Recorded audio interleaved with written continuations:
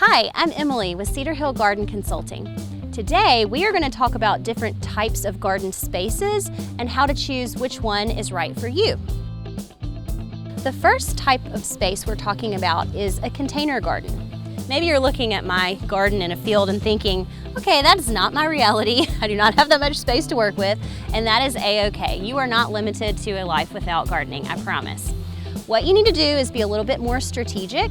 Pick things that are low maintenance, like herbs, leafy greens, maybe, a pepper or two or a jalapeno, but pick things that might look beautiful spilling over the balcony on your apartment.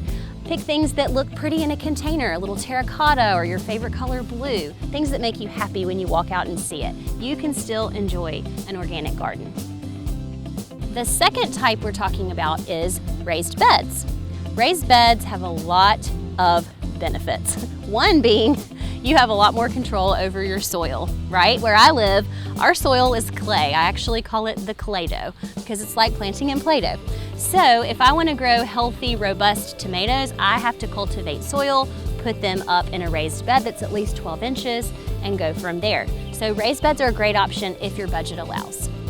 The third type of space is an in-ground garden. Clearly, people have been gardening in the ground for years, and it's definitely possible. And maybe you're one of the lucky ones who has really great soil. You just have to till it up and you can grow anything.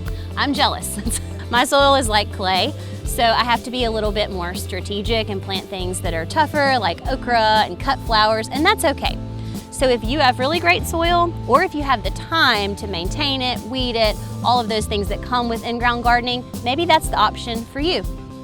So whether container gardening, raised bed gardening, or in-ground gardening is best for you, take a little time to consider all of the things that go into each of them. And if you're still stumped, head over to kellogg.garden.products. We have tons of resources to help you lay out your garden. The sky is the limit.